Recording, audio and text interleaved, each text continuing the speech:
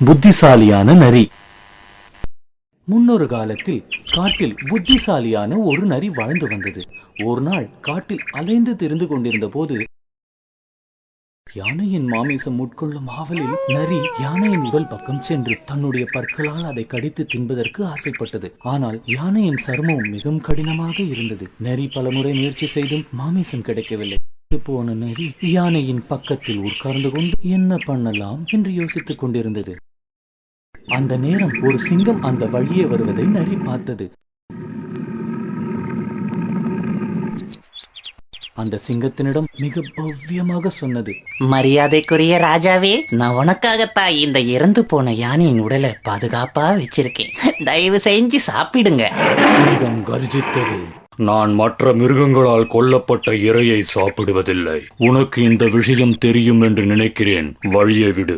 இப்படி பேசி சிங்கம் சென்று விட்டது. சிங்கம் இறந்து போன யானையின் உடலை உட்கொள்ளாமல் போனதில் நரிக்கு சந்தோஷம்தான். என்றாலும் யானையின் சருமத்தை பிளந்து மாமிசத்தை எப்படி சாப்பிடுவது என்று ஒரு பிரச்சனையாகவே இருந்தது. சிறிது நேரம் சென்றதும் ஓர் புலி கர்ஜித்துக் கொண்டே வந்தது. அது அபாயம் என்று உணர்ந்த நரி, இந்த புலி கட்டாயமாக யானையின் மாமிசத்தை சாப்பிடும் ஆவலில் இருக்கும். புலி பக்கத்தில் வந்ததும் அவசர குரலில் நரி பேசியது. சிங்கராஜாவின் வேட்டை பிராணியை தான் நான் காவல் காக்கிறேன். அவர் குளிப்பதற்கு சென்றிருக்கிறார். போகும் முன்பு அவர் சொன்னது, ஏதாவது புலிகிளி இந்த பக்கம் வந்தா என்னிடம் சொல்லு, இந்த காட்டில் உள்ள புலிகளை எல்லாம் கொன்று விடுவதாக சபதம் செய்திருக்கிறேன் என்று சொல்லியிருக்கிறார். அடுத்த நிமிடம் புலி அங்கிருந்து ஒரே ஓட்டமாக ஓடிவிட்டது.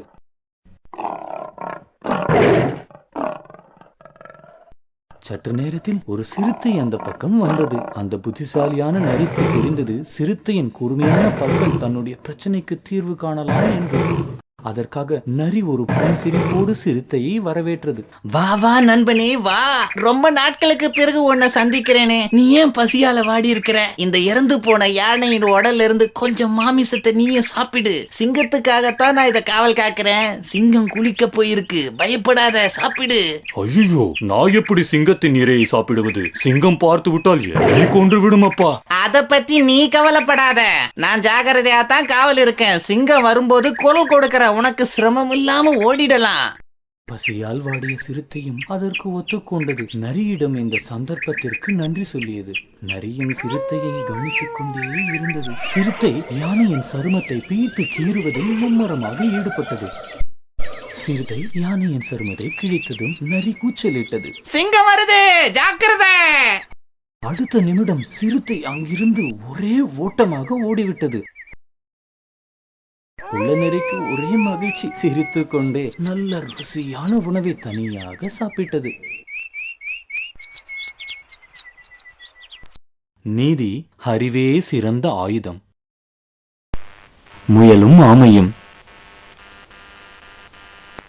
ஒரு காட்டில் 3 நண்பர்கள், நரி, முயல், ஆமை நண்பர்களாக வாழ்ந்து வந்தனர். ஒரு நாள் அவர்கள் ஓரிடத்தில் சந்திப்பதற்காக திட்டமிட்டிருந்தனர். அதன்படி நரியும் முயலும் ஆமை வருவதற்கு முன்பே வந்து சேர்ந்தார்கள். கொஞ்சம் நேரம் ஆன பிறகு ஆமை மெதுவாக வந்து சேர்ந்தது. முயல் ஏளனமாக சிரித்துவிட்டு ஆமையிடம் கூறியது, நீ ரொம்ப சோம்பேறி, நீ என்ன மாதிரி சீக்கிரமா ஓட முடியாது. முயலின் பேச்சு நரிக்கு பிடிக்கவே இல்லை. இது மாதிரி நீ பேசாத. நீ ஆமையோட போட்டி போட்டா உன்னால ஜெயிக்க முடியாது, தெரியுமா? என்ன போட்டி? சரி, நாம ஒண்ணு செய்யலாமா? நான் உங்க 2 பேருக்கும் ஒரு ஓட்டப்பந்தயம் நடத்துறேன். யாரு முதல்ல வரீங்கன்னு பாத்துடலாம். ஆமையும் முயலும் சம்மதம் தெரிவித்தது. ஓட்டப்பந்தயம் தொடங்க ஒரு இடமும் முடிக்க ஒரு இடமும் தேர்ந்தெடுத்தார்கள். பந்தயம் ஆரம்பித்து விட்டது. முயல் ரொம்ப வேகமாக ஓடியது. ஆமை மெதுவாக சென்று கொண்டே இருந்தது.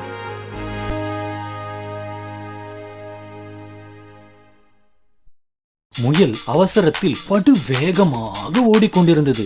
ஆமையோ ஒரு மன உளைச்சலும் இல்லாமல் மெதுவாக ஒய்யாரமாக அசைந்து அசைந்து ஓடியது.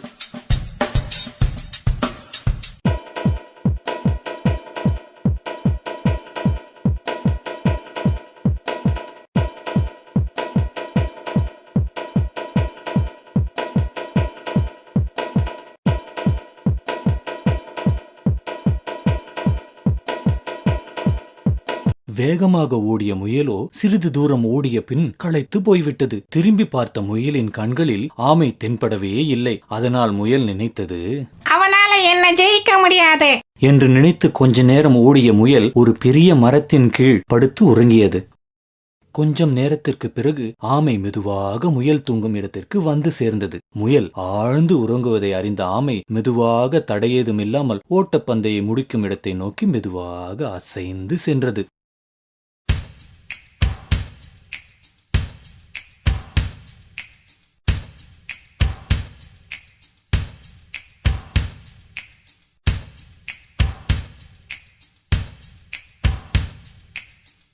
கடைசியாக ஆமை மெதுவாக வந்தாலும் வெற்றி இலக்கை அழகாக கடந்தது. ஆமை வெற்றி பெற்றதை மற்ற பிராணிகள் சந்தோஷமாக குதூகலமாக பாராட்டி மகிழ்ந்தன. ஆமையே, கடைசியில முயலையே ஜெயிச்சிட்டியே. முயல் எங்க? வெகு நேரத்திற்கு பிறகு உறக்கம் கலைந்த முயல் அழகாக திரும்பி பார்த்தது. ஆஹா, இந்த சோம்பேறி ஆமை இன்னும் அந்த இடத்தில் அடையவில்லை என்று எண்ணி நான் தான் வெற்றி பெறுவேன் என்பதில் ஒரு சந்தேகம் இல்லை என்று கூறிக்கொண்டே முயல் அந்த இலக்கை நோக்கி ஓடியது. வெற்றி பெறும் கோட்டில் இதுவரை நடக்காத அதிசயம் அந்த முயலுக்கு காத்திருந்தது.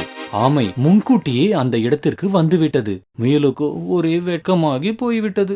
எப்பொழுதும் தற்பெருமை கூறிக்கொண்டிருக்கும் முயலிடம் அந்த நரி கூறியது, முட்டாள் முயலே, உன்னுடைய கர்வம் குறிக்கோளை அடைய விடாம உன்னை தடுத்துருச்சு பாத்தியா?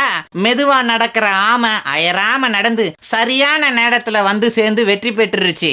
இனிமேலாவது ஒருவனுடைய பலத்தை பற்றி தப்பு கணக்கு போடாத, தெரிஞ்சுதா? நீதி மெதுவாகவும் நிதானமாகவும் செயல்பட்டால் எந்த போட்டியிலும் வெற்றி பெறலாம். முட்டாள் கழுதை. ஒரு நாள் காட்டின் ராஜாவான சிங்கம் ஒரு யானையுடன் சண்டையிட்டது. சண்டையில் பலமாக அடிபட்ட சிங்கம் வலியால் துடித்தது. வலியால் வேட்டையாடவும் முடியவில்லை, மிகுந்த பசியாகவும் இருந்தது. சிங்கத்தின் மந்திரியான நரியும் பசியுடன் தவித்தது. நரி ஒரு நாள் கூறியது, மதிப்புக்குரிய ராஜாவே, நாம 2 பேரும் பசியால ரொம்ப கஷ்டமா இருக்கோம். உங்களுக்கோ இன்னும் சில நாட்களுக்கு வேட்டைக்கு போக முடியாது. இந்த நிலை நடிச்சா நாம 2 பேரும் பசியால இறந்து போயிடுவோம். மந்திரியே, அடிப்பட்ட என் காலை வச்சு கொண்டு நான் என்ன வேட்டைக்கு போவது? நீ ஒரு காரியம் செய். ஏதாவது ஒரு மிருகத்தை இங்க அழைச்சிட்டு வா, நான் அதை கொன்னுடுறேன். நாம 2 பேரும் திருப்தியா சாப்பிடலாம். நான் என்னால முடிந்த மட்டும் முயற்சிக்கிறேன் ராஜா. நரி அவ்விடமிருந்து சென்றது. வழியில் ஒரு கொழு கொழு கழுதையை பார்த்து நரிக்கு ஒரே சந்தோஷம். நண்பா, நீ எப்படி இருக்கிற? உன்னை பார்த்து ரொம்ப நாள் ஆயிடுச்சுப்பா. ரொம்ப மெலிஞ்சு போயிட்ட. ஆமாப்பா, என் எஜமா என்கிட்ட அளவு மீறி வேலையை வாங்கிக்கிறான். சாப்பாடு மட்டும் கொடுக்கறதே இல்லப்பா. அதனால தான் ரொம்ப களைப்பா இருக்குது. நண்பா, நான் உன் நிலை கண்டு ரொம்ப வருந்துறேன். நீ ஏன் என் கூட வரக்கூடாது?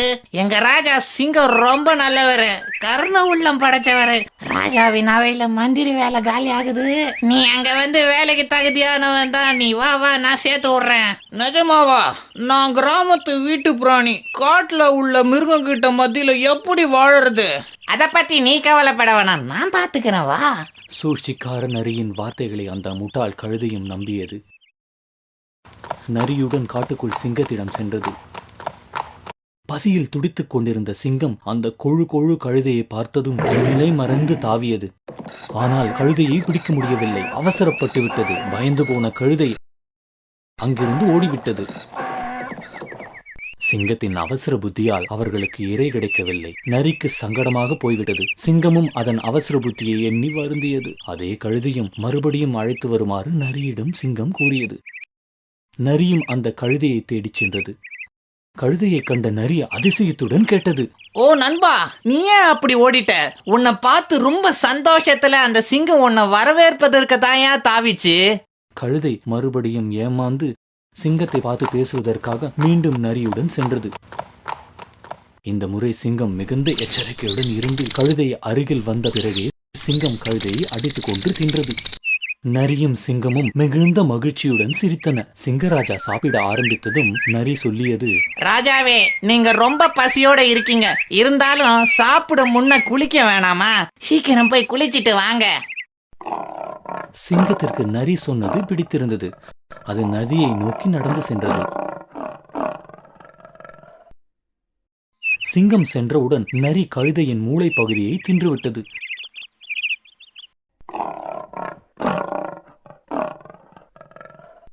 சிங்கம் குளித்துவிட்டு திரும்பி வந்து சாப்பிட துவங்கியது. கழுதையின் மூளையை தேடியது. ஏனென்றால் சிங்கத்திற்கு கழுதை மூளை என்றால் கொள்ளை பிரியம். ஏய், இந்த கழுதையோட மூளை எங்க? நரியே, நீ சாப்பிட்டுட்டியா?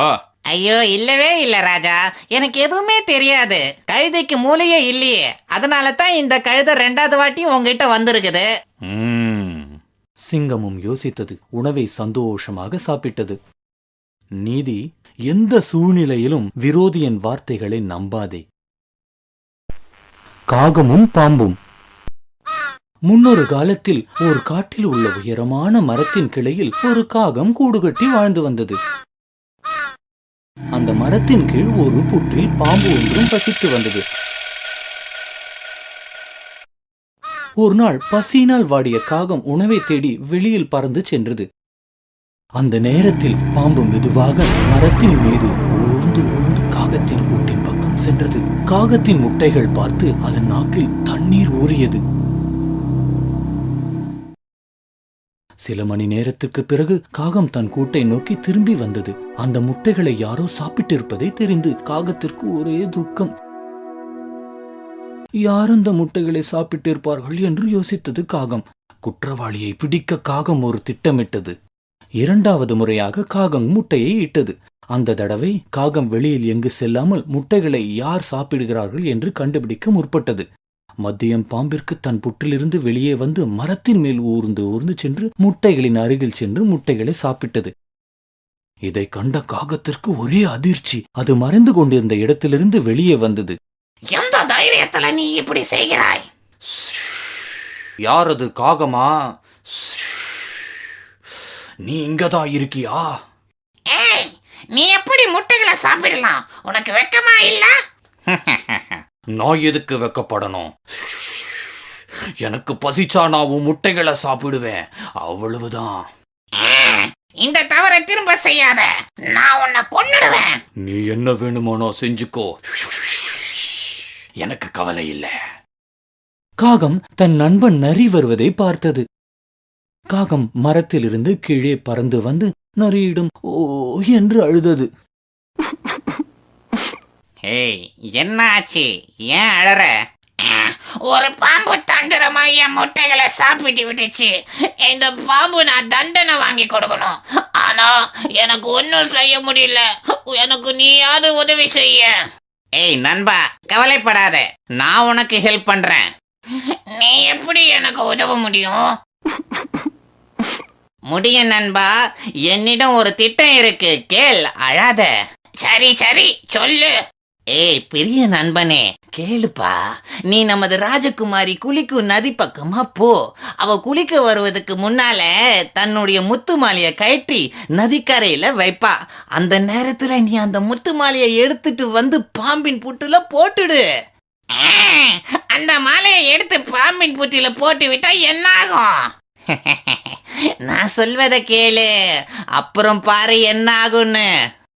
காகம் ராஜகுமாரி குளிக்கும் இடத்தை பறந்து சென்று முத்து மாலையை எடுத்தது. அதை பார்த்த ராஜகுமாரி கூச்சலிட்டு அடியாள்களை அழைத்தாள். அடியாள்களும் அந்த காகம் சென்ற வழியே பின்தொடர்ந்தனர். காகம் மாலையை பாம்பின் புற்றுக்குள் போட்டுவிட்டு பறந்து சென்றது. என்ன நடக்கிறது என்று தெரியாமல் பாம்பு கழுத்தில் இருந்த மாலையுடன் புற்றின் வெளியே எட்டி பார்த்தது. இதை பார்த்த ராஜகுமாரியின் அடியாட்கள் பாம்பை அடித்து கொன்று அந்த மாலையை எடுத்துச் சென்றார்கள். இதை பார்த்து கொண்டிருந்த காகம் தன் துக்கத்தை மறந்து நரியிடம் மனமு வந்து நன்றி சொல்லியது. பிறகு அந்த காகம் ஒரு கவலையும் இல்லாமல் முட்டையிட்டு சந்தோஷமாக வாழ்ந்து வந்தது. நீதி, கஷ்டம் வரும்போதுதான் நண்பர்கள் யார் என்று நமக்கு புரியும். பலசாலியான யானை. குருவி தம்பதிகள் ஒரு நாவல் பழ மரத்தில் வாழ்ந்து வந்தனர். நல்ல அழகாக கூடு கட்டி சந்தோஷமாக வாழ்ந்து வந்தது. ஒரு சில நாட்களுக்கு பிறகு அம்மா குருவி முட்டை போட்டது. குருவி தம்பதிகளுக்கு ஒரே குஷி. முட்டையில் இருந்து குழந்தைகள் வெளியில் வரும் தினத்தை ஆவலுடன் எதிர்பார்த்து கொண்டிருந்தன. ஓர் நாள் மிக பலசாலியான யானை ஒன்று அந்த நாவல் பழ மரத்தின் கீழ் வந்து சேர்ந்தது. மரத்தின் இலைகளை தின்பதற்கு யானைக்கு ஆசை வந்தது. அதற்காக யானை தன்னுடைய துதுக்கியால் உயரத்தில் இருந்த மரக்கிளையை பிடிக்க முற்பட்டது. குருவிகள் அதை பார்த்து பயத்தினால் கூச்சலிட்டன. பலசாலி யானையே, இந்த கிளைய மட்டும் விட்டுடு, தயவு செஞ்சு ஒன்னும் பண்ணாத. நாங்கெல்லாம் இந்த மரக்கிளையில தான் கூடி வச்சிருக்கோம், முட்டை போச்சிருக்கோம். குழந்தைங்க வெளியே வரையதுக்காக காய்ச்சின்னு இருக்கோம்யா. என்ன கொன்னும் பண்ணிடாத, முட்டை உடைஞ்சு எங்க குட்டிலாம் செத்து போயிடும். ஆணவம் மிகுந்த யானை குருவிகளின் பேச்சை கேட்கவே இல்லை. உங்க முட்டைகள் உடைந்தா எனக்கு என்ன? சாப்பிட இந்த இலைகள் தான் எனக்கு தேவை. இப்படி சொன்ன யானை மரக்கிளைகளை உடைத்தது. கூடுகள் கீழே விழுந்தது, முட்டைகளும் உடைந்தன. அந்த இரக்கமற்ற யானையோ இலைகளை சாப்பிட்டு விட்டு சென்று விட்டது. குருவி தம்பதிகளுக்கு பழிவாங்கும் எண்ணம் தோன்றியது. கோபத்தால் துடித்தன. குருவி தம்பதிகள் தனது நண்பர்களிடம் சென்றது. குருவி தம்பதிகள் தனது நண்பர்களிடம், அந்த மதம் படித்த யானை எங்க முட்டைகள் எல்லாம் உடைச்சிருச்சு. நாங்க எங்க குழந்தைகள் எல்லாம் இழந்துட்டோம். யாராவது ஹெல்ப் பண்ணுங்களேன். காகம் தம்பதிகளும் தவக்களையும் எறும்பும் குருவிகளும் ஆறுதல் கூறின. அவர்கள் எல்லோரும் சேர்ந்து ஒரு திட்டம் போட்டார்கள். அடுத்த நாள் குருவிகளும் மற்ற சிறு மிருகங்களும் யானை இருக்கும் இடம் நோக்கி சென்றன.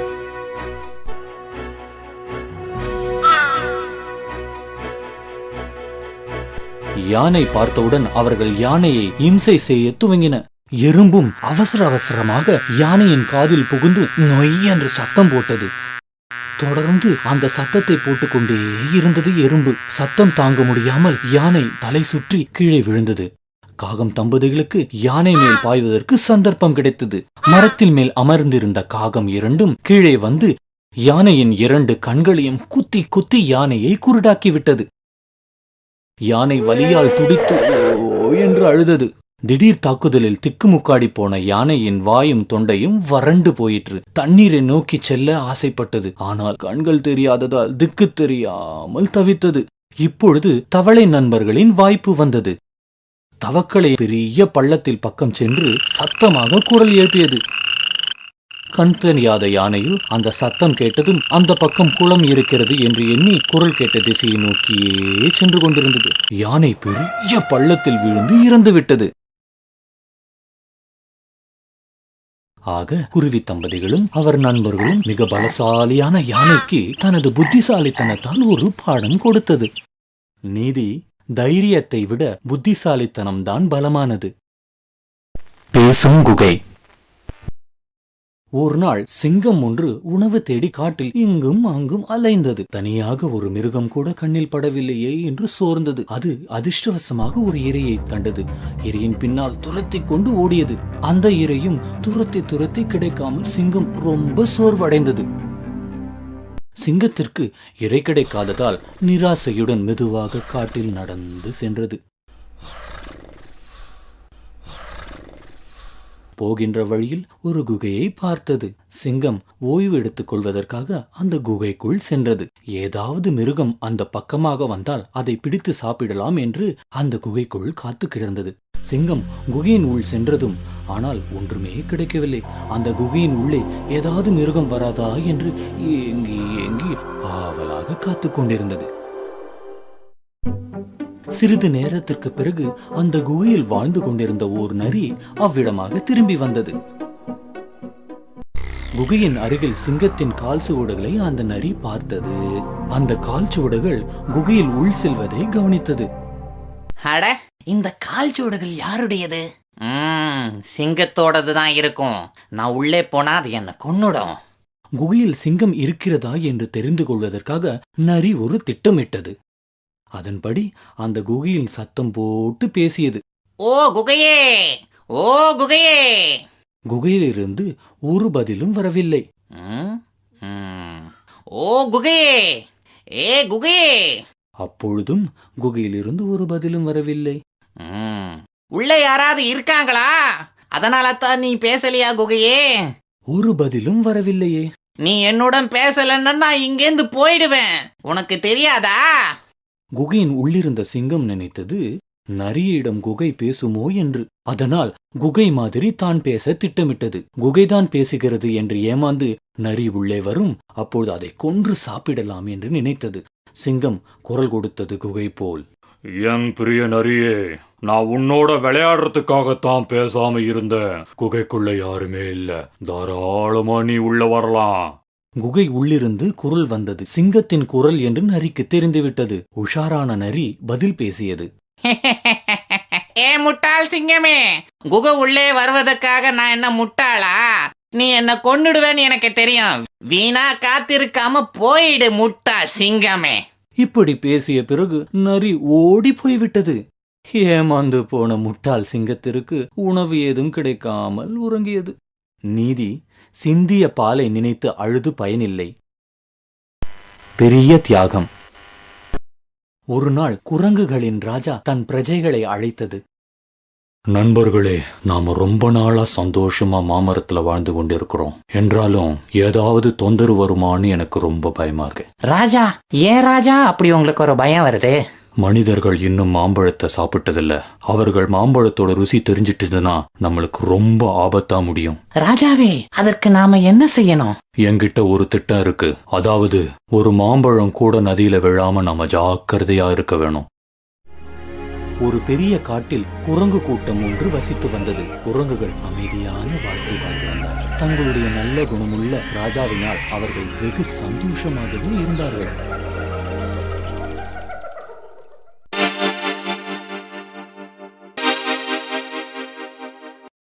ரொம்ப சிரத்தையாக இருந்தும் ஒரு மாம்பழம் தண்ணீரில் விழுந்துவிட்டது. மீன் பிடித்துக் கொண்டிருந்த ஒரு மீனவனின் வலையில் அந்த மாம்பழம் சிக்கியது. ஆஹா, இது என்னது? சரி சரி, எல்லார்கிட்டையும் கொண்டு போய் காமிக்கலாம். மீனவன் அந்த மாம்பழத்தை தன் நண்பனிடம் காண்பித்தான். இத பாரு, மீன் பிடிக்கும் போது இந்த அதிசயமான பழம் கிடைச்சது. பார்த்தால ரொம்ப ருசியா இருக்குன்னு தோணுது. இது என்ன பழம்? நான் பார்த்ததே இல்லையே. இது நம்ம ராஜா கிட்ட எடுத்துன்னு போய் காமிப்போம் பாபா. அத போய் காமிக்கலாம், வா வா. மீனவன் ராஜாவின் அரண்மனை நோக்கி சென்றான்.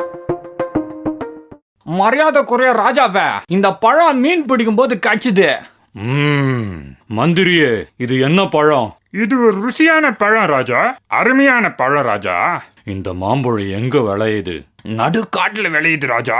அப்படியா? நாம நாளைக்கே அந்த காட்டுக்கு செல்ல வேண்டியதுதான். தயார் செய்யுங்கள் எல்லாத்தையும். ஆகட்டும் ராஜா. மறுநாள் காலை ராஜா தன்னுடைய படையுடன் அந்த காட்டுக்குள் பயணம் செய்தார்.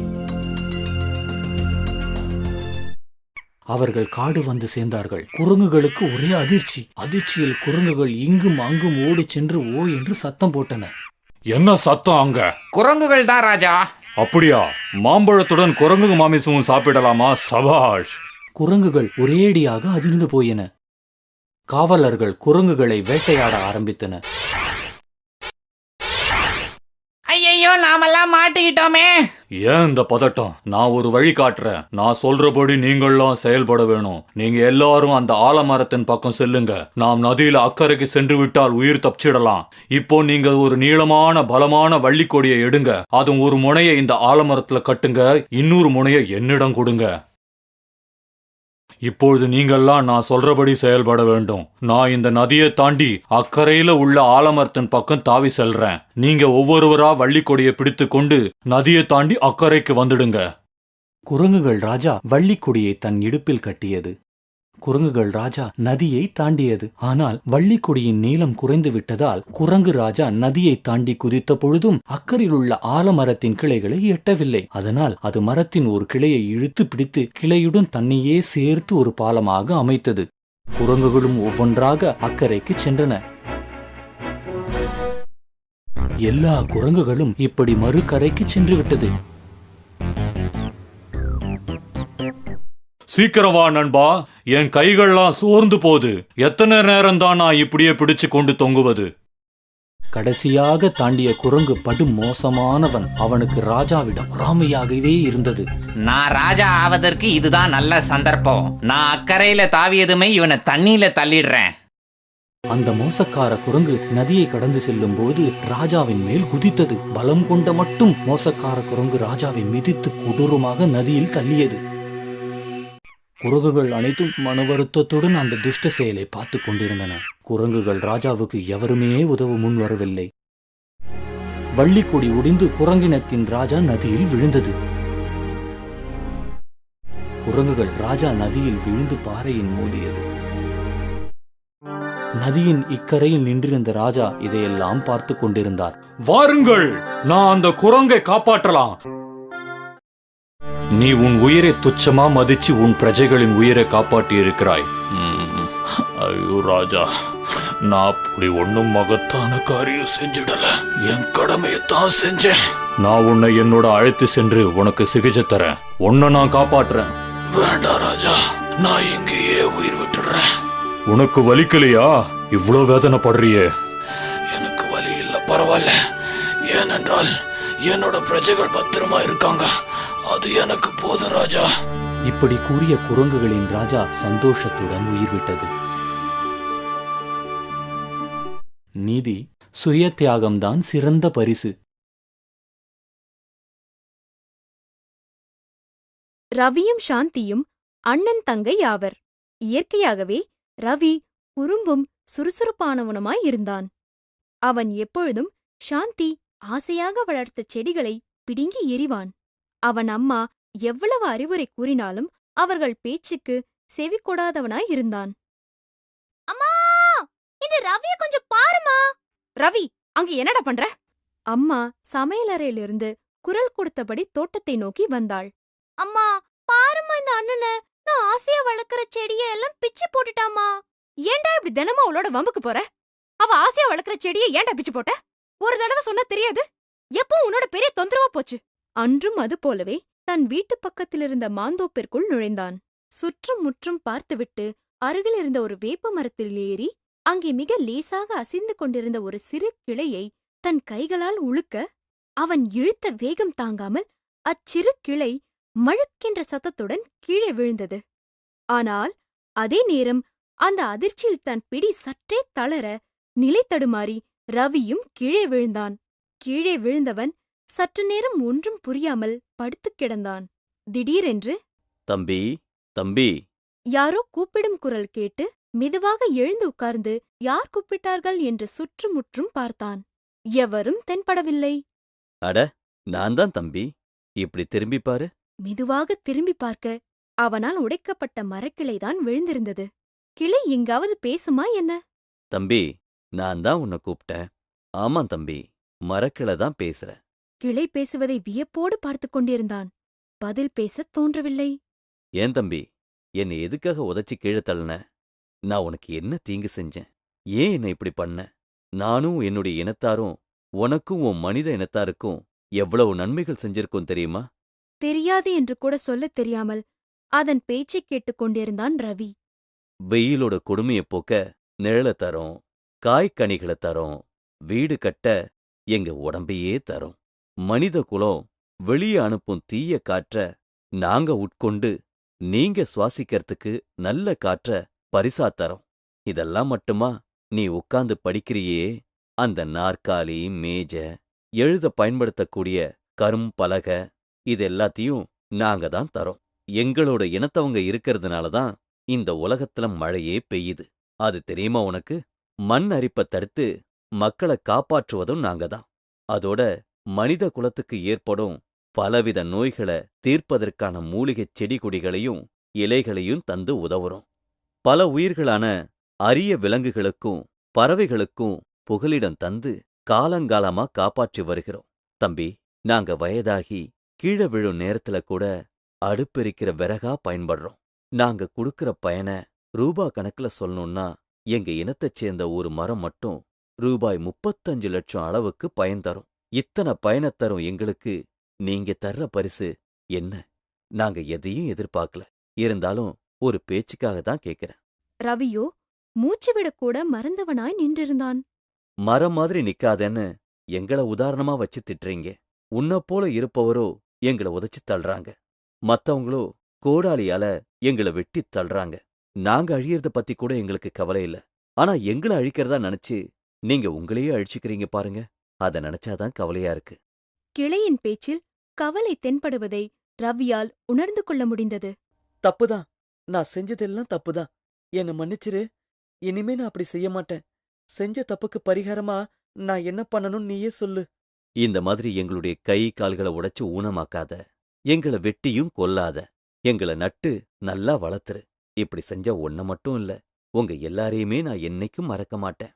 செய்றேன், நிச்சயமா செய்றேன். நீ சொன்னதை நான் என்னைக்கும் மறக்கவே மாட்டேன் என்று உரக்கக் கூவிய ரவியின் மீது திடீரென 2 கைகள் விழுந்து அவனை புரட்டின. ரவி, ரவி, என்னடா வளர்ற? என்னடா ஆச்சு உனக்கு? இது அம்மாவோட குரல் மாதிரி இருக்கே. என்று நினைத்துக்கொண்டே மெதுவாக கண் விழித்து பார்த்தான் ரவி. அம்மாவிற்கு பக்கத்தில் தங்கை சாந்தி நின்று கொண்டிருப்பது தெரிந்தது. மெதுவாக எழுந்தவன், சாந்தி, நாளைக்கு நீ நட்டு வளர்க்கறதுக்காக புதுசா ஒரு செடி கொண்டு வந்து கொடுக்கற, சரியா? என்றவாறு அவளை பார்த்து புன்னகைத்தான். அந்த புன்னகையின் பொருள் சாந்திக்கும் சரி, அவன் அம்மாவிற்கும் சரி புரியவே இல்லை. எதையும் குறைவாக எடை போடாதே. சுத்தம் கல்வி தரும். 7ஆம் வகுப்பை சேர்ந்த மாணவர் தலைவன் அசோக். அவன் வகுப்பாசிரியர் மாணவர்கள் கண்டிப்பாக பிரார்த்தனை கூட்டத்திற்கு வரவேண்டும் என்றும் வராதவர்களுக்கு கடுமையான தண்டனை என்றும் கூறியிருந்தார். அன்று ஒருவன் மட்டும் காணவில்லை. யாரது என்று பட்டியலை பார்த்ததில் முரளி என்று தெரிந்தது. வகுப்புத் தலைவன் அசோக் முரளியிடம் சென்று, ஏன் முரளி, இன்னைக்கு பிரார்த்தனை கூட்டத்துக்கு வராமே நின்னுட்ட? முரளி ஏதோ பதில் கூற ஆரம்பிக்கவும் ஆசிரியர் வகுப்பறைக்குள் வரவும் சரியாக இருந்தது. அசோக், இன்னைக்கு பிரார்த்தனை கூட்டத்துக்கு வரதவங்க யார் யாரு? ஐயா, இன்னைக்கு பிரார்த்தனை கூட்டத்துக்கு எல்லாரும் வந்திருந்தாங்க, முரளியை தவிர. என்ன முரளி, அசோக் சொல்றது உண்மையா? நீ பிரார்த்தனை கூட்டத்துக்கு வரலையா? ஆமாம் ஐயா, இன்று நான் பிரார்த்தனை கூட்டத்தில் கலந்து கொள்ளவில்லை. ஆசிரியர் என்ன பதில் கூறப் போகிறாரோ என்ற நினைப்பில் வகுப்பே மிக அமைதியாக இருந்தது. அவனை பார்த்த மாணவர்கள் அனைவரும் இன்று நிச்சயம் முரளிக்கு தண்டனை கிடைக்கப் போகிறது என்று நினைத்தவாறு தங்களுக்குள் ஒருவரை ஒருவர் பார்த்து சிரித்துக் கொண்டனர். ஏனென்றால் அவர்களுக்கு அவ்வளவாக முரளியை பிடிக்காது. முரளி நன்றாக படிக்கக்கூடிய மாணவனும் கூட. அவனுடைய கையெழுத்து முத்து முத்தாய் இருக்கும். ஆசிரியர்கள் கொடுக்கும் வீட்டுப் பணிகளை எல்லாம் உடனுக்குடன் அன்றே எழுதி முடித்து விடுவான். அதனால் மற்ற மாணவர்கள் அவன் மேல் தவறான ஒரு வெறுப்புணர்ச்சியை வளர்த்துக் கொண்டிருந்தனர். இத பார் முரளி, தப்ப யார் செஞ்சாலும் அதுக்கான தண்டனை உண்டு. அதுக்கு முன்னால பிரார்த்தனை கூட்டத்துக்கு நீ எதுக்காக வரல நான் தெரிஞ்சுக்கலாமா? ஐயா, எப்பொழுதும் போல் பிரார்த்தனை கூட்டம் தொடங்குவதற்கு முன்னால் வகுப்புக்கு வந்து விட்டேன். ஆனால் நம் வகுப்பு மாணவர்கள் எல்லாம் முன்பே கிளம்பி போய்விட்டார்கள். அப்பொழுதுதான் நம் வகுப்பை பார்த்தேன். ஒரே தூசியும் கிழிந்த பேப்பர் துண்டுகளும் குப்பையுமாக இருந்தன. அதை பார்ப்பதற்கே மிகவும் அசிங்கமாக இருந்தது. அதோடு இன்றைக்கு சுத்தம் செய்ய வேண்டிய மாணவர்கள் அதை செய்யாமல் பிரார்த்தனை கூட்டத்திற்கு போய்விட்டார்கள் என்று புரிந்து கொண்டேன். சரி, நாமாவது சுத்தம் செய்யலாம் என்று நினைத்து செய்து முடித்தேன். அதற்குள்ளே கூட்டமும் தொடங்கிவிட்டதால் என்னால் வர முடியவில்லை ஐயா. அவர்களுக்கு பதிலாக நீ ஏன் இதை செய்தாய் என்று நீங்கள் கேட்கலாம். நல்ல செயலை யார் வேண்டுமானாலும் செய்யலாம் என்று நினைக்கிறேன் ஐயா. அதோடு நீங்கள் தானே சுத்தமாக இருப்பதின் அவசியத்தை பற்றி சொல்லியிருக்கிறீர்கள். அசுத்தமாக இருக்கிற இடத்தில் உட்கார்ந்து படித்தால் எப்படி ஐயா படிப்பு வரும்? அதனால்தான் இதை செய்தேன். நான் செய்தது தப்பு என்றால் நீங்கள் தருகிற தண்டனையை ஏற்றுக்கொள்ளவும் தயாராக இருக்கிறேன். ரொம்ப நல்ல காரியம் பண்ண முரளி. உன்ன மாதிரி ஒவ்வொருத்தரும் சிந்திச்சாங்கன்னா நிச்சயம் நம்ம பள்ளி ரொம்ப சுத்தமா இருக்கும். நீ என் மாணவனா இருக்கிறத நினைச்சு நான் ரொம்ப சந்தோஷப்படுறேன். உனக்கு எந்த தண்டனையும் கிடையாது. ஆசிரியர் முரளியை பெருமையுடன் பார்த்தார்.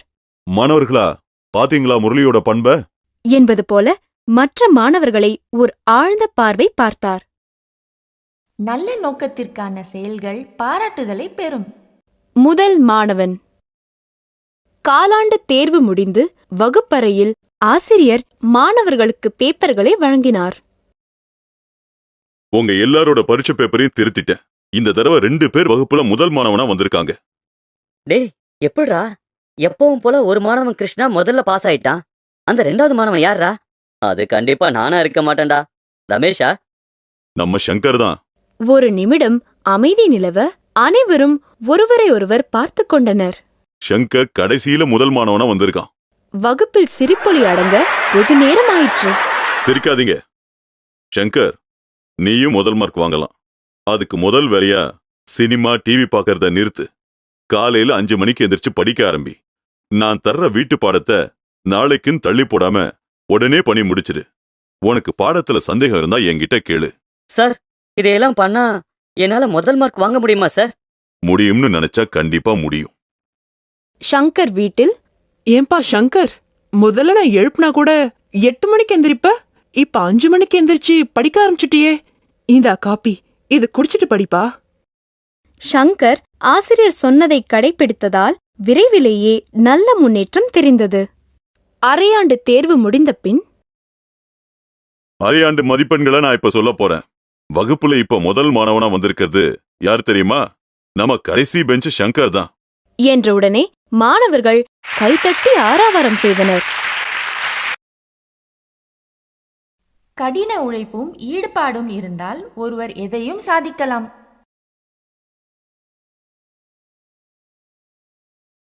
ரவியும் கோபாலும் ஒரே வகுப்பில் படிக்கும் மாணவர்கள். கோபால் வகுப்பில் முதல் மாணவனாய் திகழ்ந்தான். அவன் பொழுதுபோக்கு தொலைக்காட்சி பார்ப்பதும் விளையாடுவதும் படம் பார்ப்பதும் தான். ஆனால் ரவி மிகவும் அக்கறையாக இருப்பான். விளையாடாமல் தொலைக்காட்சி பார்க்காமல் அவன் அதிக நேரத்தை பிள்ளையாரிடம் பிரார்த்தனை செய்வதிலேயே கழித்தான். தான் வகுப்பிலேயே முதல் மாணவனாக வரவேண்டும் என்றும் அதற்காக தேங்காய் உடைப்பதாகவும் வேண்டிக் கொள்வான். ஆனால் அவன் வகுப்பில் 2 அல்லது 3ஆம் இடத்தில்தான் வருவான். இந்த முறை 4வது இடத்திற்கு தள்ளப்பட்டிருந்தான். ஒன்றுமே புரியவில்லை ரவிக்கு. யாரிடமும் பேசத் தோன்றாமல் நேராக பள்ளியிலிருந்து வீட்டிற்கு வந்தவன் அம்மா கேட்ட கேள்விக்கும் கூட பதில் கூறாமல் தன் அறைக்குள் முடங்கிக் கொண்டிருந்தான். பிறகு ஏதோ தோன்றியவனாய் தான் வாங்கி வைத்திருந்த பிள்ளையார் படத்தை எடுத்து வைத்துக் கொண்டு மௌனமாக அதையே பார்த்துக் கொண்டிருந்தான். திடீரென்று அவன் பெயர் சொல்லி யாரோ அழைப்பது போல் இருந்தது. ரவி, ரவி. யாரது என்று திரும்பி பார்த்தான். பார்த்தால் அங்கே பிள்ளையார் நின்று கொண்டிருந்தார். அதிர்ச்சியாலும் ஆனந்தத்தாலும் அவனால் ஏதும் பேச முடியாமல் பிள்ளையாரப்பா என்று காலில் விழுந்தான். எழுந்திரு ரவி, இப்படி உட்கார். எழுந்து உட்கார்ந்தான் ரவி. அவனது கண்கள் கலங்கி கண்ணீர் வழிந்து கொண்டிருந்தது. அழுவதை நிறுத்திவிட்டு என்னைப் பார். எதற்காக சின்ன குழந்தை போல் அழுகிறாய்? அழாமல் எப்படி இருக்க முடியும்? உங்களை எப்படியெல்லாம் வேண்டிக் கொண்டேன். ஆனாலும் இந்த தேர்வில் 4வது இடம்தானே கிடைத்தது. என் மனம் கஷ்டப்படாமல் என்ன செய்யும்? சரி, நான் சில கேள்விகளை கேட்கிறேன். அதற்கு பதில் சொல். பிறகு ஏன் உனக்கு இந்த 4வது இடம் கிடைத்துள்ளது என்பதை புரிந்து கொள்வாய். சரி. தேர்வின் போது காலையில் நீ எத்தனை மணிக்கு எழுந்தாய்? 4 மணிக்கு எழுந்தேன். சரி, எழுந்து எத்தனை பாடங்களை எத்தனை முறை படித்தாய்? அமைதியாகவே இருந்தான் ரவி. மாலையில் நீ வீட்டிற்கு வந்தவுடன் என்ன செய்தாய்? உங்கள் படத்தை வைத்துக்கொண்டு வழிபாடு செய்தேன். பிறகு உங்கள் கோயிலுக்கு வந்து 2 மணி நேரத்திற்கும் மேலாக பிரார்த்தனை செய்தேன். மாலை முதல் இரவு வரை எவ்வளவு மணி நேரம் படித்தாய்? அரை மணி நேரம்தான் படித்திருப்பேன். வகுப்பறையில் ஆசிரியர் நடத்தும் போது ஒழுங்காக கவனித்தாயா? அரைகுறையாகவே கவனித்தது நினைவிற்கு வந்ததால் அமைதியாகவே இருந்தான் ரவி. எத்தனை முறை நீ நூலகத்திற்குச் சென்றாய்? ஒருமுறை கூட செல்லவே இல்லை என்பது ரவியின் நினைவிற்கு வந்தது. அப்படியானால் படிப்பதற்கு எந்த முயற்சியும் செய்யாமல் என்னை வழிபடுவதிலேயே பெரும்பாலான நேரத்தையும் செலவழித்திருக்கிறாய், அப்படிதானே? இல்லை என்று தலையாட்டதான் முடிந்தது ரவியால். உங்களை வழிபட்டால் நல்ல முறையில் படிப்பு வரும் என்று சொல்கிறார்களே, நன்மைகள் கிடைக்கும் என்கிறார்களே. உண்மைதான், என்னை வழிபடுவோருக்கு நன்மைகள் கிடைக்கும்தான். அதனால்தான் உனக்கு தேர்வு நேரத்தில் நல்ல உடல்நலம், நினைவாற்றல் இவையெல்லாம் கிடைக்கச் செய்தேன். ஆனால் நீ என்ன செய்தாய்? உன் சொந்த முயற்சியைக் கூட பயன்படுத்தாமல் என்னை வழிபடுவதிலேயே நேரத்தை செலவிட்டாய். தமிழ்மறை தந்த வள்ளுவர் கூட என்ன சொல்கிறார் தெரியுமா? எவன் தன் சொந்த முயற்சியால் தான் பிறந்த குடும்பத்தை முன்னேற்றுவேன் என்று சொல்லி உழைக்கின்றானோ அவனுக்குத்தான் தெய்வமும் வந்து உதவி செய்யும் என்றல்லவோ சொல்கிறார். இதை எதற்காக நீ மறந்துவிட்டாய்? உன்னை நம்பி உன் சுய முயற்சியையும் பயன்படுத்தி இன்னும் நன்றாக படித்திருந்தால் உனக்கு சுலபமாக முதலிடம் கிடைத்திருக்கும். உன் நண்பன் கோபாலையும் நீ முந்தியிருப்பாய். ஆனால் இதை செய்ய மறந்துவிட்டாய். அதனால்தான் இந்த முறை 4வது இடம் கிடைத்தது. இன்னும் ஒன்று, உன் உழைப்பும் முயற்சியும் தான் எனக்கு பெரிதும் பிடிக்குமே தவிர நீ எனக்குத் தருவதாக சொன்ன சுண்டலும் வாழைப்பழமும் இல்லை. கடவுளிடம் எப்பொழுதும் பேரம் பேசக்கூடாது தெரியுமா? இனிமேல் நான் சொன்னதை நினைவில் வைத்துக்கொண்டு அதன்படி செயல்படுவாயானால் இனி வரக்கூடிய தேர்வுகளில் அனைத்திலும் நீ முதலிடம் பெறுவாய் என்றார் சந்தோஷமாக. செய்வேன் பிள்ளையாரே, நிச்சயமாக இனி நீங்கள் சொன்னபடிதான் செய்வேன் பிள்ளையாரே என்று சத்தமாக கூறியபடி வேகமாக கண்விழித்தான் ரவி. எதிரே பிள்ளையாரை காணவில்லை. அவன் வைத்திருந்த புத்தகமும் பிள்ளையார் படமும் தனித்தனியாக கீழே விழுந்திருந்தன. பிள்ளையார் படத்தை ஓரமாக எடுத்து வைத்தவன் மெதுவாக எழுந்து புத்தகத்தை எடுத்து படிக்க ஆரம்பித்தான். இப்போது அவனது முகத்தில் கண்ணீர் கரை காய்ந்திருந்தது. நல்லதோர் தெளிவு ஏற்பட்டிருந்தது. இதையெல்லாம் படத்திலிருந்த பிள்ளையார் அவனை பார்த்தபடி மௌனமாக சிரித்துக் கொண்டிருந்தார். கடின உழைப்பே வெற்றியை தரும். அந்த பள்ளியின் 9ஆம் வகுப்பின் ஆசிரியர் ரமணன் கொஞ்சம் வித்தியாசமானவர். மாணவர்கள் உண்மையான கல்வியை பெற வேண்டும் என்பதில் அதிக அக்கறை உடையவராயிருந்தார். எனவேதான் பாடங்களை நடத்துவதோடு நிறுத்திக் கொள்ளாமல் மாணவர்களின் ஆற்றலை வளர்க்க வேண்டுமென்பதற்காக சில புதுமையான போட்டிகளையும் அவ்வப்போது நடத்துவார். தலைப்பைக் கொடுத்து பட்டிமன்றம் போல் பேசச் செய்வார். வித்தியாசமான தலைப்பில் கட்டுரை எழுத வைப்பார். நடைமுறை உண்மைகளை புரிய வைக்க வினா விடை அரங்கம் நடத்துவார். அன்று முதல் நாளே மறுநாள் தான் நடத்தப் போகும் போட்டியைப் பற்றி அறிவித்திருந்தார். மாணவர்களே, உங்க ஒவ்வொருத்தர்கிட்டயும் ஒரு கேள்வி கேட்பேன். யார் சொல்ற பதில் பொருத்தமா இருக்கோ அவங்களுக்கு ஒரு அழகான பரிசு கிடைக்கும். நான் என்ன கேள்வி கேட்க போறேங்கிறத நாளைக்கு வகுப்புல தான் சொல்வேன். அவர் கூறியதை கேட்ட ஒவ்வொரு மாணவனுக்கும் என்ன கேள்வியை அவர் கேட்கப் போகிறாரோ என்ற பயம் கலந்த எதிர்பார்ப்பு அப்போதே ஏற்பட்டுவிட்டது. மாணவர்களே, நேத்து நான் கூறியிருந்த போட்டிக்கு நீங்கெல்லாம் தயாரா இருப்பீங்கன்னு நினைக்கிறேன். என் கேள்வி ரொம்ப சாதாரணமானதுதான். ஆனா நீங்க சொல்ல போற பதில் தான் முக்கியமானது. சரி, கேள்விக்கு போலாமா? நீங்க இப்போ 9வது வகுப்புல படிச்சாலும் நிச்சயமா நல்லா மேல் வகுப்பெல்லாம் படிச்சு நல்ல நிலைமைக்கு போவீங்கிறது நிச்சயம். ஆனா நீங்க உங்களுக்குள்ள சில கனவெல்லாம் வச்சிருப்பீங்க. இப்படி வரணும், அப்படி வரணும்னு. உங்களுடைய லட்சியமா நீங்க எதை நினைச்சிருக்கீங்க? அதை இப்போ உங்க முன்னாடி கேள்வியா வைக்கிறேன். இதுக்கு ஒவ்வொருத்தரா பதில சொல்லுங்க பாப்போம். மாணவர்கள் மகிழ்ச்சியுடன் பதில் கூறத் தொடங்கினர். நான் ஒரு இன்ஜினியரா ஆக விரும்புறேன் சார். காரணம் எங்க அண்ணனும் இன்ஜினியரா வேலை பார்க்கறார். சார், நான் ஒரு டாக்டரா வரணும்னு நினைக்கிறேன். அது மூலமா மருத்துவ சேவை செய்யணும்னு நினைக்கிறேன். குறிப்பா ஏழைகளுக்கு இலவசமா சேவை செய்யணுங்கிறது என்னுடைய ஆசை சார். நான் ஒரு கம்ப்யூட்டர் இன்ஜினியரா வரணும்னு நினைக்கிறேன் சார். ஏன்னா எதிர்காலத்துல கம்ப்யூட்டர் இல்லாம எதுவுமே பண்ண முடியாது சார். சார், நான் என்ன பண்ண போறேன், ஏது பண்ண போறேன்னு எங்க அம்மா அப்பாவை கேட்டுதான் சார் சொல்லணும். அவங்கள கேட்காம நான் எதுவுமே பண்ண மாட்டேன் சார். சார், நான் நல்லா படிச்சு ஒரு அரசாங்க வேலையில அதிகாரியா வரணும்னு விரும்புறேன். காரணம் அதுதான் பாதுகாப்பா தொந்தரவில்லாத வேலை சார். எங்க அம்மா கூட அடிக்கடி சொல்லுவாங்க சார், அரைக்காசு வேலைனாலும் அரசாங்க வேலை தான் மேல்னு. நான் சினிமால சேர்ந்து ஒரு நடிகனாவோ இயக்குனராவோ ஆகணும்னு விரும்புறேன் சார். ஏன்னா சினிமால தான் சார் நிறைய பணம் கிடைக்கும். நான் ஒரு ஆசிரியரா வரணும்னு ஆசைப்படுறேன் சார். அப்படி ஆசிரியரா வந்து உங்கள மாதிரி போட்டிகள் எல்லாம் வைக்கணும்னு விரும்புறேன் சார். இவ்வாறு பதிலை கூறி முடித்த பின் லட்சுமணன் முறை வந்தது. ஏதோ யோசித்தபடியே இருந்தான். என்ன லட்சுமணா, உனக்குன்னு எந்த கனவும் கிடையாதா? இல்ல தோணலையா? ஒண்ணுமே பேசாம இருக்கியே, அதான் கேட்டேன். சார், நான் நினைக்கிறத சொல்லட்டுமா சார்? அதுக்கு அனுமதி தருவீங்களா சார்? ஆ, தாராளமா சொல்லலாம்ப்பா. எந்த தடையும் கிடையாது.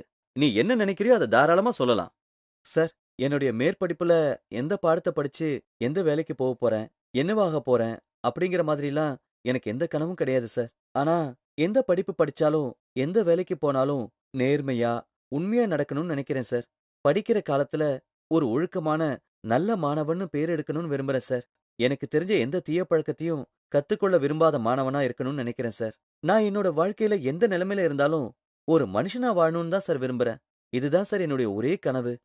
இல்ல லட்சியமா ஏத்துட்டு இருக்கேன் சார். வகுப்பே அவன் கூறியதை ஆச்சரியத்துடன் கேட்டுக்கொண்டிருந்தது.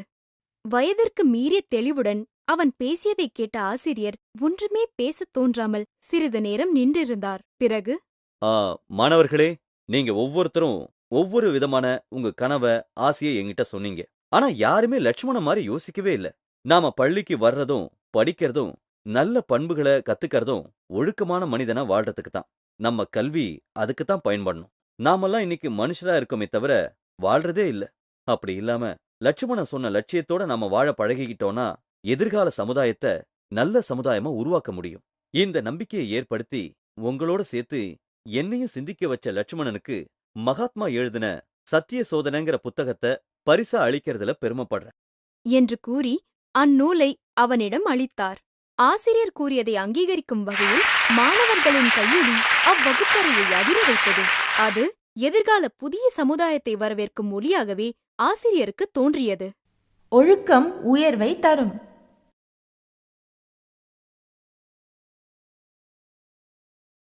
கிண்டல் ரமணியின் பிறந்தநாள். ரமணி 8ஆம் வகுப்பு படிக்கும் மாணவன். அவனை யாருக்கும் பிடிக்காது. ஏனென்றால் அவன் எல்லோரையும் கேலி செய்து அவர்களுக்கு புனைப்பெயர் வைப்பான். அனைத்து ஆசிரியர்களிடம் கெட்ட பெயர் சம்பாதித்துக் கொண்டதற்குக் காரணமே ரமணியிடமிருந்த இந்த கேலி செய்யும் பழக்கம்தான். இதற்கு முக்கிய காரணமே பெற்றோரின் அளவுக்கதிகமான செல்வம்தான். கேட்டதையெல்லாம் வாங்கிக் கொடுத்தார்கள் அவனது பெற்றோர். ஆகையால் கவலையே தெரியாமல் வளர்ந்தான். அதனால் மற்றவர்களின் கவலையைப் பற்றி அறிந்து கொள்ள இயலாமலேயே போய்விட்டது. அன்று ஒரு மனிதர் பின்கட்டு குடுமியோடு நடந்து வந்து கொண்டிருந்தார். அவரை பார்த்து, ஏய் கொத்தமல்லி கட்டு, கொத்தமல்லி கட்டு என்று வேகமாக கூறி சிரிக்கத் தொடங்கினான். அவர் திடீரென திரும்பி இவனை பார்த்து நடந்து வரவும் ரமணியின் மனதில் பயம் பிடித்துக் கொண்டது. உடனே ஓடத் தொடங்கினான். ஒரு திருப்பத்தில் எதிரே வந்த சைக்கிளின் மீது மோதி கீழே விழுந்தான். கண் விழித்து பார்த்தபோது வலது காலில் மிகப்பெரிய கட்டுடன் ஒரு மருத்துவமனையில் படுத்திருப்பது புரிந்தது. பக்கத்திலிருந்த அம்மாவை பார்த்தான். அம்மா மெதுவாக புன்னகைத்தபடி, ஒன்னும் ஆகலடா கண்ணா, சைக்கிள்ல வந்து வேகமா மோதினதுனால கால்ல மட்டும் பலமா அடிபட்டிருக்கு. முன்ன போல நடக்கிறதுக்கு 1 மாசம் ஆகலன்னு டாக்டர் சொல்லிருக்காரு. மருந்தெல்லாம் எழுதி கொடுத்திருக்காரு. எல்லாம் சரியா போயிடும்டா கண்ணா, நீ கவலைப்படாத என்று கூறி ஆறுதல் படுத்தினாள். ரமணிக்கு மழுக்கென்று கண்ணீர் வழிந்தது. ஐயோ, அப்படின்னா இனிமே என்னால பள்ளிக்கு போக முடியாதா? மத்த மாதிரி ஓடியாடி விளையாட முடியாதா? இன்னும் 1 வாரம் ஓய்வெடுத்தாகணுமா, அப்புறம் பள்ளிக்கு போலாம். அதனால இதுக்கெல்லாம் நீ ஒன்னும் வருத்தப்படவே கூடாது, தெரியுமா என்று கூறவும் கொஞ்சம் ஆறுதலாயிருந்தது. 1 வாரத்திற்குப் பிறகு ரமணி பள்ளிக்குப் போக ஆரம்பித்து விட்டான். முன்பு போல் அவனால் வேகமாக நடக்க முடியவில்லை. விந்தி விந்திதான் நடக்க முடிந்தது. திடீரென்று பக்கத்திலிருந்து கோரஸாக பலரின் குரல் ஒலித்தது. நொண்டி கழுத வந்ததா, நோவு நோவுன்னு சொன்னதா, பதுங்கி பதுங்கி வந்ததா, பள்ளத்துல விழுந்து அழுததா என்று ஒரே குரலில் பாடி கைதட்டி சிரித்து மகிழ்ந்தனர். தன்னைத்தான் அவர்கள் கிண்டல் செய்கிறார்கள் என புரிந்தாலும் ஏதும் செய்ய முடியவில்லை அவனால். மனதில் வருத்தத்தோடும் கண்களில் கண்ணீரோடும் விந்தி விந்தி வலியை பொறுத்துக்கொண்டு மெதுவாக நடந்து கொண்டிருந்த அவன் நெஞ்சில் தான் மற்றவர்களை கேலி கிண்டல் செய்யும்போது அவர்களும் இப்படித்தானே வருத்தப்பட்டிருப்பார்கள் என்ற எண்ணம் திடீரென்று தோன்றியது. அவன் ஒரு முடிவுடன் நடந்து கொண்டிருந்தான். மறுநாள் ஆசிரியர் உள்பட அனைத்து மாணவர்களுக்கும் இனிப்பு வழங்கினான். மாணவர்கள் அனைவரும் ஆச்சரியமுடன் அவனை பார்த்தனர். என்ன ரமணி, இன்னைக்குதான் உனக்கு பிறந்த நாளா? ஆமாம் டீச்சர் என்றான் மகிழ்ச்சியுடன். புதிய ரமணியின் பிறந்த நாள் அன்றுதான் என்பதை அவனது சுருக்கமான பதில் நன்கு தெளிவாக்கியது. நம்முடைய விளையாட்டு புத்தியால் மற்றவர் மனம் புண்படும்படி நடந்து கொள்ளக்கூடாது. சொல் ஏணி. அந்த வங்கியில் நுழைந்த சங்கரன் மிகவும் அதிர்ச்சியும் ஆச்சரியமும் அடைந்தவராய் திகைத்து நின்று விட்டார். தன் கண்களையே அவரால் நம்ப முடியவில்லை. இவ எப்படி இங்க? ஆச்சரியமா இருக்கு. தன் நினைவலைகளை பின்னோக்கி தள்ள ஆரம்பித்தார் சங்கரன். ஒரு கிராமத்தில் ஆசிரியராக வேலை பார்த்து கொண்டிருந்தார். அப்போது 8ஆம் வகுப்பிற்கு அவர்தான் வகுப்பாசிரியராக இருந்தார். அவர் வகுப்பில்தான் ரங்கன் படித்துக் கொண்டிருந்தான். அவனுக்கோ சுட்டு போட்டால் கூட படிப்பு மட்டும் வர மறுத்தது. ரங்கா, பாடத்துல இருக்கிற மொத பக்கத்தை கொஞ்சம் வாசி. முன்னொரு காலத்தில். போதும் போதும், வார்த்தையை போட்டு இப்படி கொலை பண்றியே. ஒரு இடத்துல கூட உச்சரிப்பு சரியா இல்ல. முட்டாள் முட்டாள், வடிகட்டின முட்டாள். சரியான மக்கா இருக்கியே. இந்த தடவை எல்லா சப்ஜெக்ட்லயும் ஃபெயில் ஆயிட்ட. ஏதோ போன தடவை என்ன பண்ணியோ ஏது பண்ணியோ கணக்கு பாடத்துல மட்டும் மார்க் வாங்கின. இந்த தடவை அதுவும் போச்சா? உனக்கு மூளையில என்ன இருக்கு? களிமண்ணு தான் இருக்கு. படிக்கிறதுக்கு சுத்தமா லாய்க்கே இல்ல. அவனோ எதற்கும் பதில் பேசாமல் மௌனமாக தலைகுனிந்தவாறு நின்றிருப்பான். அதற்கும் திட்டுவார். ஏண்டா மக்கு, வாயை திறக்காம இருந்தா என்னடா அர்த்தம்? வாயை திறந்து பேசினா முத்தா கொட்டிடும். உனக்கு புத்திமதி சொல்லியே எனக்கு அறிவு மழுங்கணும் போல இருக்கு. சே, நீ எப்பதான் உருப்பிடுவியோ? வருடங்கள் ஓடின. சங்கரனும் தன் பணியிலிருந்து ஓய்வு பெற்றுவிட்டார். தன் மூத்த மகன் சென்னையில் இருந்ததால் அவனுடனேயே வந்து தங்கிவிட்டார். ஒவ்வொரு மாதமும் தன் ஓய்வுத் தொகையை பெற அவர் அந்த வங்கிக்குதான் வருவார். அப்படி வரும்போதுதான் இன்று அந்த ரங்கனை பார்த்து திகைத்து போனார். தன்னால் மக்கு என்று கூறப்பட்டவன் வங்கியில் பணியாற்றுவதை பார்த்தவுடன் அவர் மகிழ்ந்தார். அவனை பார்ப்பதை தவிர்க்கும் பொருட்டு வேறு பக்கம் சென்று நின்று கொண்டார். ஆனால் அவர் பார்க்க வேண்டாம் என்று நினைத்தாலும் அவன் அவரை பார்த்துவிட்டான். சார், எப்படி சார் இருக்கீங்க? சௌக்கியம் தானே? என்ன தெரியுதா சார்? நீ வந்து என்ன சார், என்ன தெரியலையா? நான் தான் சார் உங்க மாணவர் ரங்கன். ஆமா சார், அதே மக்கு ரங்கன். என்ன சார், ஆச்சரியமா இருக்கா? இவன் எப்படி இங்க வேலை செய்யறான்னு போன மாசம்தான் சார் இங்க மாத்தலாய் வந்தேன். என்னுடைய இந்த வளர்ச்சிக்கு காரணமே நீங்க தான். நீங்க என்ன அடிக்கடி மக்கு மக்குன்னு திட்டினதை நினைச்சு முதல்ல மனசுக்குள்ள ஆத்திரப்பட்டாலும் அதுக்கப்புறமா நிறைய யோசிக்க ஆரம்பிச்சேன். இப்படி திட்டு வாங்குற மாதிரி நாம ஏன் இருக்கோன்னு, இதை எப்படியாவது மாத்தி காட்டணும்னு உறுதியா உழைக்க ஆரம்பிச்சேன். உழைப்புக்கேத்த பலனையும் அடைஞ்சிட்டேன். உண்மையா சொல்றேன் சார், இன்னைக்கு இருக்கிற உயர்ந்த நிலைக்கு காரணமே உங்க சொற்களை ஏனியா மாத்திக்கிட்டதுதான் சார். உங்களுக்கு நான் அதிகமா நன்றி கடன் பட்டிருக்கேன் சார் என்று மிகவும் உணர்ச்சி வசப்பட்டவனாய் பேசிக்கொண்டே சென்றவனை பார்த்து வியந்தவராய், எதுவும் பதில் பேசத் தோன்றாமல் தன்னுடைய வார்த்தைகளுக்கு இப்படியும் கூட ஒரு சக்தி இருக்குமா என்ற வியப்பில் சிலையாக நின்றிருந்தார் சங்கரன். முடியாதது என்று எதுவும் இல்லை. கடின உழைப்பும் ஈடுபாடும் இருந்தால் ஒருவர் எதையும் சாதிக்கலாம். முயற்சியுடையார் இகழ்ச்சி அடையார்.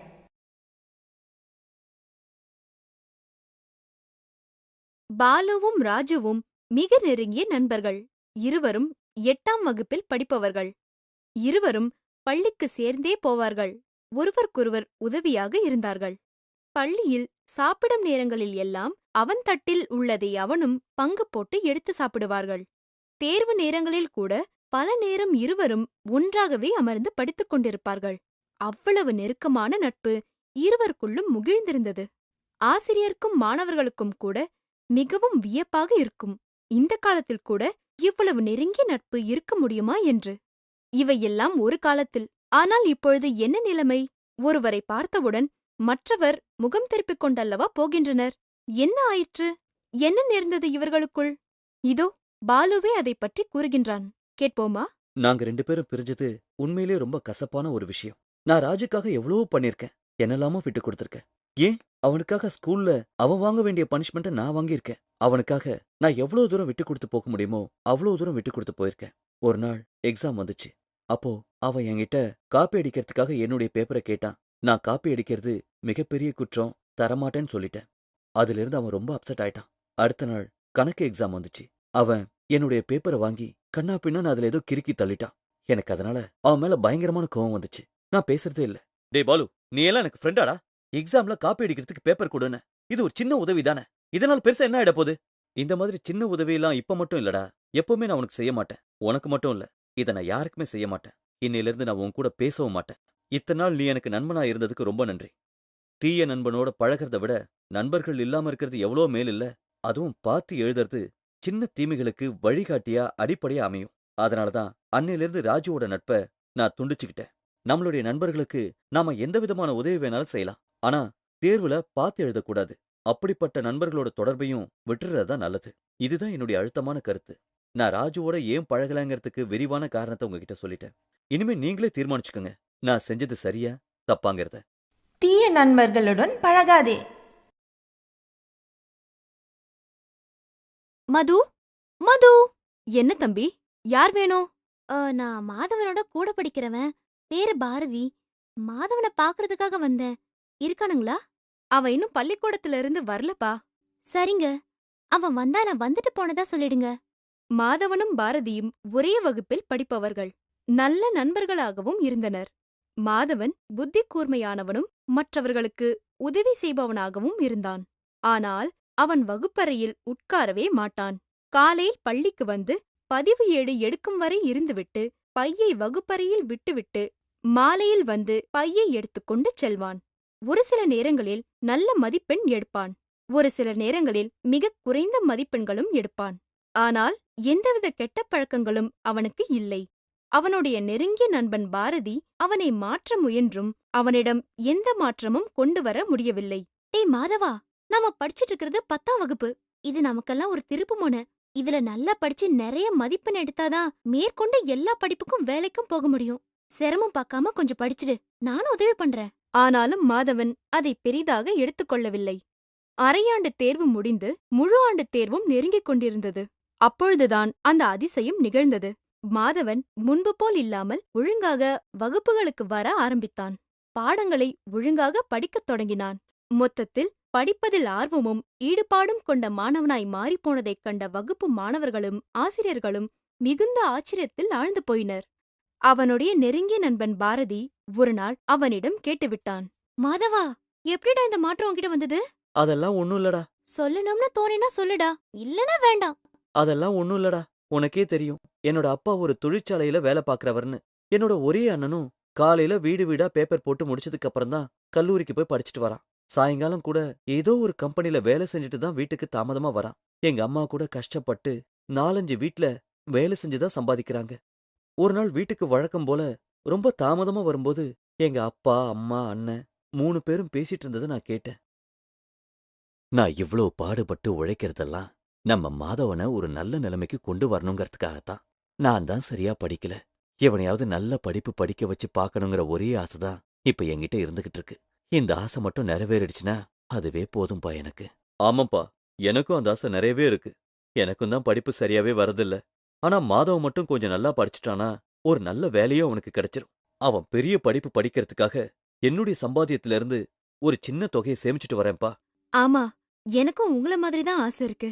அதனாலதான் அவன் எப்ப வந்தாலும் அவனுக்கு சாப்பாடு போட்டு பசியே தெரியாம நல்லா வளர்க்கறேன். அவனை எப்பவுமே பட்னியே போடுறதில்ல. கவலைப்படாதீங்க, நம்ம ஆசைய தம்பி நிச்சயமா நிறைவேற்றுவான். அந்த நம்பிக்கை எனக்கு இருக்கு.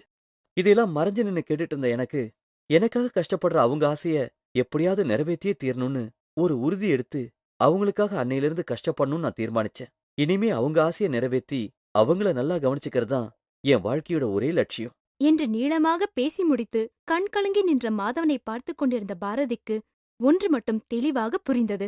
யார் வந்து எத்தகைய அறிவுரை கூறினாலும் அதனால் எவர் ஒருவரையும் மாற்றிவிட முடியாது. அதே நேரம் தன் உண்மை நிலையை தெளிவாக உணர்ந்து கொண்ட பிறகு ஒருவனால் எப்போதும் மாறாமல் இருக்க முடியாது என்பதுதான் அது. பெற்றவர்களின் சொல்படி கேட்டு நடந்தால் நன்மை கிடைக்கும்.